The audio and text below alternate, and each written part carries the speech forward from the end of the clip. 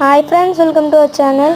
ఈ లొకేషన్ ఎక్కడ అని చూస్తున్నారా? ఇది బిర్లా మందిర్ గైస్. అండ్ బిర్లా మందిర్ పక్కనే ఒక పెద్ద వెంకటేశ్వర స్వామి విగ్రహం ఉంటుంది. ఇక్కడ పార్కింగ్ చేసుకుంటారు కార్స్, బైక్స్ అని. ఒక చిన్న గుట్ట మీద ఉంటుంది అనమాట. అంటే చాలా చిన్నగా ఉంటుంది. ఇక్కడ నుంచి చూస్తే హైదరాబాద్ వ్యూ మొత్తం కనిపిస్తుంది.